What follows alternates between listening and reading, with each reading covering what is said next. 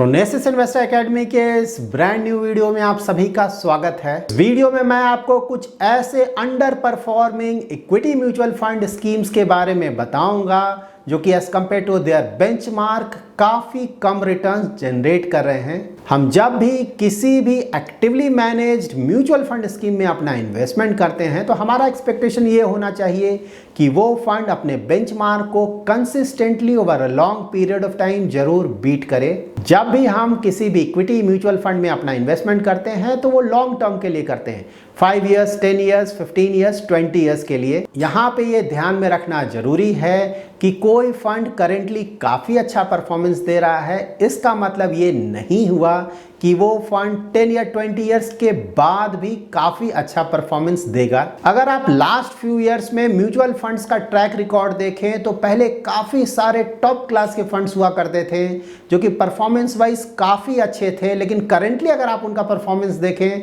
तो उनका परफॉर्मेंस ज्यादा अच्छा नहीं है।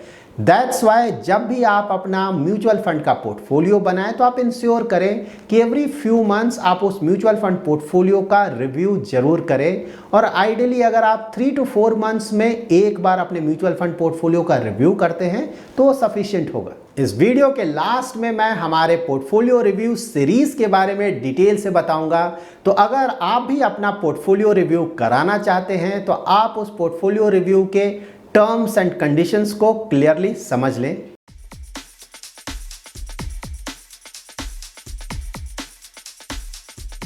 इस वीडियो में मैं आपको large cap, large and mid cap, flexi cap and ELSS funds के कुछ अंडर परफॉर्मिंग फंड्स के बारे में बताऊंगा।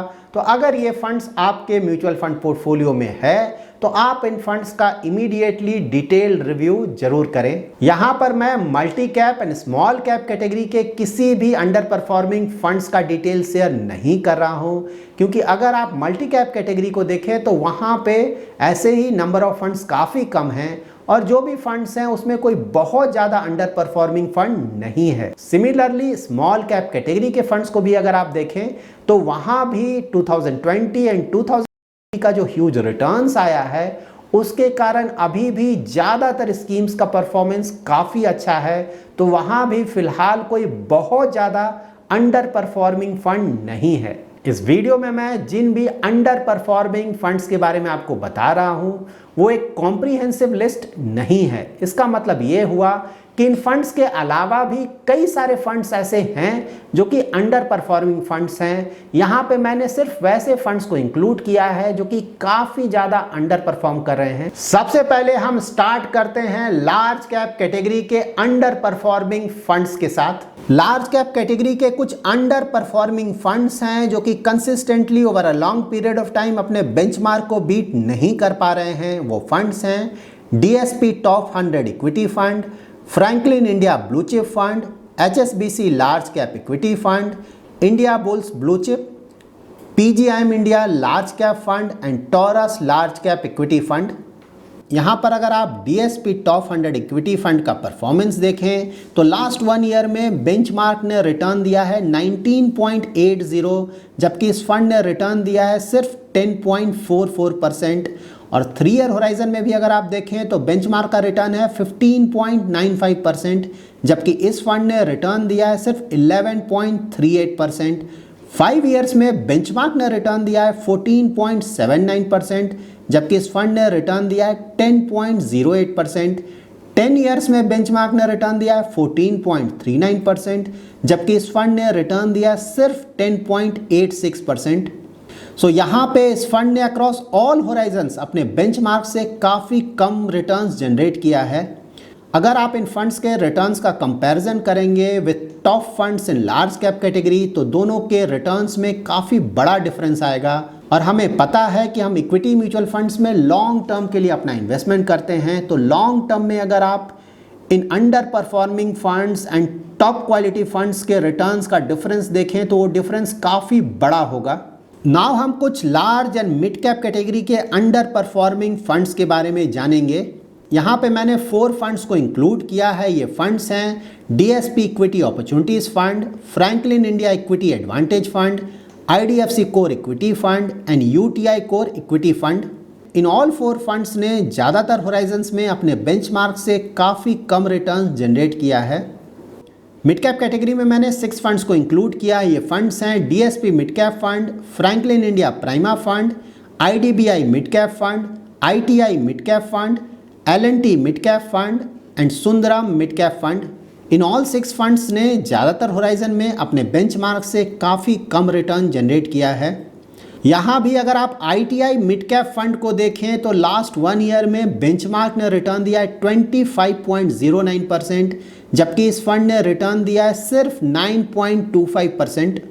सो ऑल्दो आइडियली हमें किसी भी फंड के परफॉर्मेंस पे सिर्फ लास्ट 1 ईयर के रिटर्न्स के बेसिस पे कमेंट नहीं करना चाहिए, लेकिन यहाँ पर इस फंड का अंडर परफॉर्मेंस इतना ज़्यादा है, दैट्स वाई मैंने इस फंड को यहाँ पे इंक्लूड किया है। फ्लैक्सी कैप कैटेगरी में मैंने 6 फंड्स को इंक्लूड किया है। ये फंड्स हैं Kotak flexi cap fund, LICMF flexi cap fund, LNT flexi cap fund, Motilal Oswal flexi cap fund, Shriram flexi cap fund and taurus flexi cap fund. In 6 under performing funds में भी अगर आप Motilal Oswal flexi cap fund का performance देखें तो इनका performance बिल्कुल भी अच्छा नहीं है। लास्ट 1 ईयर में इस फंड ने रिटर्न जनरेट किया है 2.67%, लास्ट 3 ईयर्स का रिटर्न है 8.54% एंड लास्ट 5 ईयर्स का रिटर्न है 8.33%। और साथ ही अगर आप टॉरस फ्लैक्सी कैप फंड का भी 3 ईयर एंड 5 ईयर का रिटर्न्स देखें तो उनका भी रिटर्न्स काफ़ी कम है। नाउ हम कुछ under performing ELSS that is tax saving funds के बारे में जानेंगे। यहाँ पे मैंने 6 ELSS फंड्स को इंक्लूड किया है। ये फंड्स हैं Aditya Birla Sun Life tax relief 96 fund, Indiabulls tax savings fund, ITI long term equity fund, Motilal Oswal long term equity fund, Quantum tax saving fund and Taurus tax sealed fund. यहाँ पर अगर आप Aditya Birla Sun Life tax relief 96 fund का performance देखें तो last 1 year में इस fund ने रिटर्न जनरेट किया सिर्फ 4.44% एंड लास्ट 3 ईयर्स में रिटर्न दिया है सिर्फ 9.11% और 5 ईयर में भी इनका परफॉर्मेंस अच्छा नहीं रहा है। Aditya Birla Sun Life tax relief 96 fund कुछ सालों पहले तक ELSS कैटेगरी का एक टॉप फंड हुआ करता था, लेकिन लास्ट फ्यू ईयर्स में इस फंड का परफॉर्मेंस अच्छा नहीं रहा है। सो इन डिटेल से हमें ये पता चलता है कि हम जब भी अपना इन्वेस्टमेंट करते हैं तो उस इन्वेस्टमेंट का रेगुलर पोर्टफोलियो रिव्यू जरूर करना चाहिए, ताकि अगर कोई फंड लॉन्ग टर्म से अंडर परफॉर्म कर रहा है तो वहाँ पे हम करेक्टिव मेजर्स ले सकें।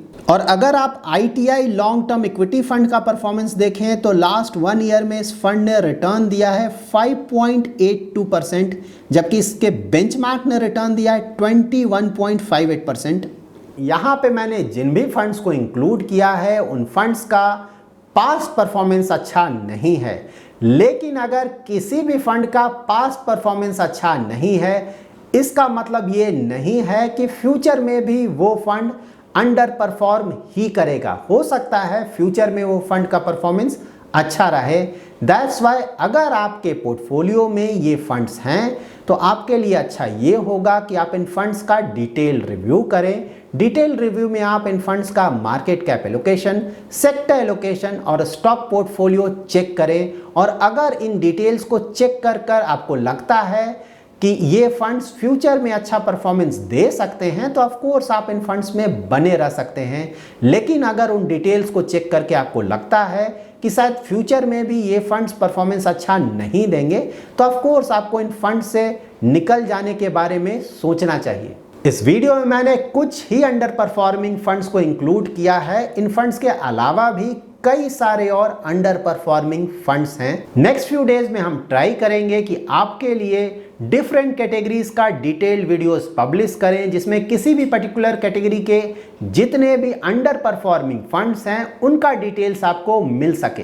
सो नाउ मैं आपको जो पोर्टफोलियो रिव्यू सीरीज स्टार्ट करने वाले हैं हम हमारे चैनल पे, उसके बारे में डिटेल से बताऊंगा। ये पोर्टफोलियो रिव्यू सीरीज जो हम स्टार्ट करने वाले हैं अपने यूट्यूब चैनल पे, ये बिल्कुल ही फ्री ऑफ कॉस्ट होगा और ये सिर्फ एजुकेशनल पर्पस के लिए होगा। इस वीडियोस में किसी भी तरह का कोई इन्वेस्टमेंट एडवाइस या इन्वेस्टमेंट रिकमेंडेशन नहीं दिया जाएगा। इस पोर्टफोलियो रिव्यू सीरीज से हम ये चाहते हैं कि जो भी हमारे चैनल के सब्सक्राइबर्स या मेंबर्स हैं वो जब भी अपना म्यूचुअल फंड पोर्टफोलियो बनाए तो उन्हें ये पता चल सके कि हमें अपना म्यूचुअल फंड पोर्टफोलियो कैसे बनाना चाहिए, और एक बार अपना म्यूचुअल फंड पोर्टफोलियो बना लिया तो उस म्यूचुअल फंड पोर्टफोलियो का रिव्यू हम कैसे कर सकते हैं। और फिलहाल हम अपने YouTube चैनल के मेंबर्स का ही पोर्टफोलियो रिव्यू करेंगे। तो अगर आप हमारे चैनल मेंबर नहीं हैं तो आप अपना पोर्टफोलियो हमें नहीं भेजेंगे, और जो भी पोर्टफोलियोज हमें मिल रहा है उन सारे पोर्टफोलियोज पे हम किसी भी तरह का रिप्लाई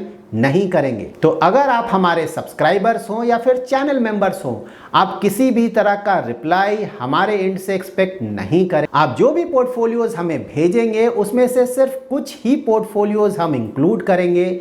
सारे पोर्टफोलियोज का पोर्टफोलियो रिव्यू करना पॉसिबल नहीं होगा, तो हम सिर्फ कुछ ऐसे पोर्टफोलियोज को पिक करेंगे जिससे हमें लगता है कि हमारे सब्सक्राइबर्स को उससे काफ़ी ज़्यादा सीखने को मिल सकता है। आप अपना पोर्टफोलियो हमें contact@phronesis.investor.com पे भेज सकते हैं। अब जब भी अपना पोर्टफोलियो का डिटेल्स हमें मेल करें तो आप इंश्योर करें कि उस मेल में आप अपना रिस्क प्रोफाइल मेंशन करें, इन्वेस्टमेंट होराइजन मेंशन करें, और साथ ही अपने स्कीम का कंप्लीट नेम मेंशन करें और परसेंटेज एलोकेशन मेंशन करें। इससे ज़्यादा डिटेल्स आप हमें नहीं भेजें। So now once more I am repeating, इस पोर्टफोलियो रिव्यू सीरीज में हम किसी भी तरह का एडवाइस या रिकमेंडेशन नहीं देंगे। हम सिर्फ आपके quality of fund and number of fund पे कमेंट करेंगे, और साथ ही हम जब भी पोर्टफोलियो रिव्यू करेंगे तो उसमें हम आपका नाम नहीं लेंगे। आपको अपने पोर्टफोलियो को देखकर ही ये समझना पड़ेगा कि वो पर्टिकुलर पोर्टफोलियो आपका है। इस पोर्टफोलियो रिव्यू सीरीज के रिगार्डिंग अगर आपका कोई क्वेरी है तो आप कल के YouTube लाइव स्ट्रीम में आप वो क्वेरी पूछ सकते हैं। हम एवरी सैटरडे 7:30 PM का YouTube लाइव स्ट्रीम करते हैं। उसमें हम ट्राई करते हैं कि आपके सारे इन्वेस्टमेंट रिलेटेड क्वेरीज को हम आंसर करें। So that's it in this video. अगर आपको ये वीडियो पसंद आया है तो जरूर लाइक एंड शेयर करें, और अगर अभी तक आपने हमारा YouTube चैनल सब्सक्राइब नहीं किया है तो जरूर सब्सक्राइब करें। Thanks a lot for watching.